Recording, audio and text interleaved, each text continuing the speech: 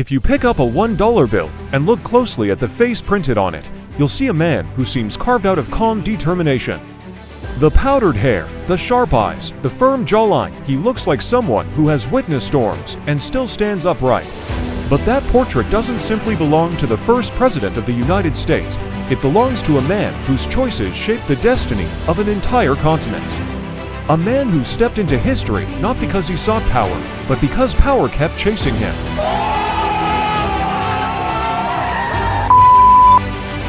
This is the complete story of George Washington, from the quiet farms of Virginia to the battlefields of revolution, and from the birth of a nation to the final day of his extraordinary life. George Washington was born on February 22, 1732, in Westmoreland County, Virginia. His family belonged to the colonial landed gentry, not royalty, not wealthy elites, but respectable farmers with ambitions. His father, Augustine Washington, owned land and enslaved laborers.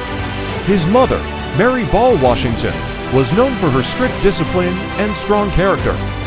George received only basic education in reading, writing, mathematics, surveying, and social etiquette. When he was 11, his father died, a tragedy that prevented him from studying in England like his older half-brothers. Instead, Washington shaped himself through experience. By 16, he was working as a land surveyor, venturing into the forests and rugged landscapes of the American frontier. These journeys toughened him.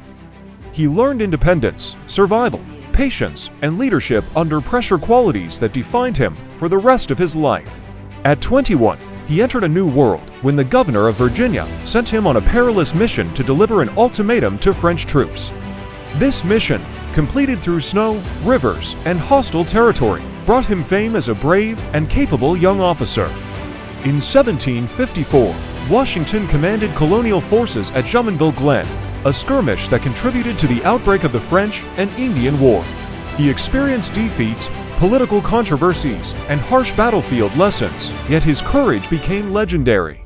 During the Braddock Expedition of 1755, 2 horses were shot from beneath him, and 4 bullets pierced his coat, but he was unharmed. His reputation soared, and many believed he was protected for a greater purpose. When the war ended, Washington married Martha Dandridge Custis in 1759. She was a wealthy widow, and their marriage brought him financial stability and emotional support. Although the couple never had children together, Washington became a devoted stepfather to Martha's children. For the next 15 years, he lived the life of a plantation owner, experimenting with crops, managing enslaved workers, and serving in the Virginia House of Burgesses. But the Peace of Mount Vernon was overshadowed by rising tension between the colonies and Britain, taxes, political restrictions, and growing anger. Washington, once a loyal British subject, became a defender of colonial rights. When revolution broke out in 1775, the Continental Congress needed a unifying figure to lead the new Continental Army. They chose Washington unanimously. The army he inherited was barely an army, at all poorly trained, poorly equipped, and constantly short on supplies. Still, Washington persevered. He faced hunger, disease, mutiny, and repeated military setbacks, but he never abandoned the cause. One of the darkest moments came during the winter of 1777 to 1778 at Valley Forge. Soldiers were freezing, starving, and dying of illness, many without shoes or proper clothing. Washington's presence held the army together. His leadership transformed suffering into determination.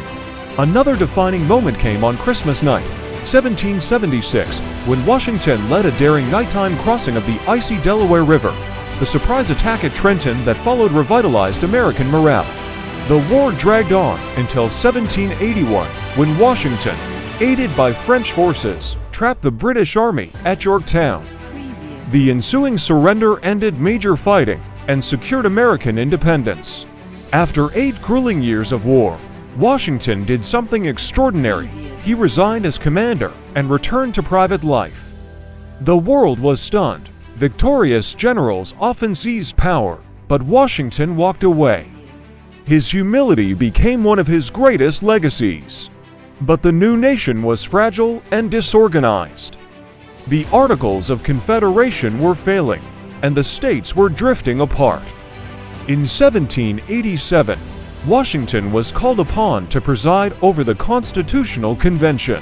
His quiet authority helped unify the delegates and guide the creation of a stronger federal government. 2 years later, he was unanimously elected as the first president of the United States. As president, Washington had no guidebook. Every decision he made would influence the presidency for generations.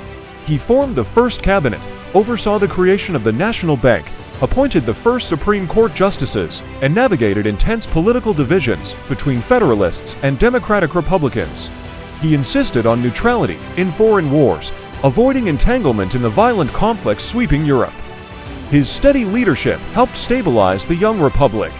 When farmers in western Pennsylvania rebelled against a new tax in the Whiskey Rebellion, Washington personally led troops to enforce federal law, showing strength without unnecessary bloodshed.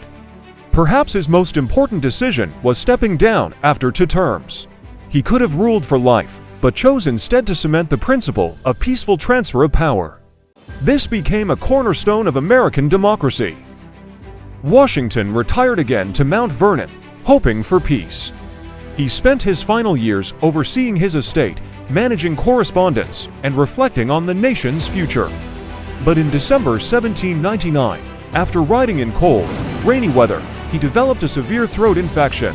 Despite the efforts of physicians, he passed away on December 14th at age 67. His final words were calm and simple: "It is well."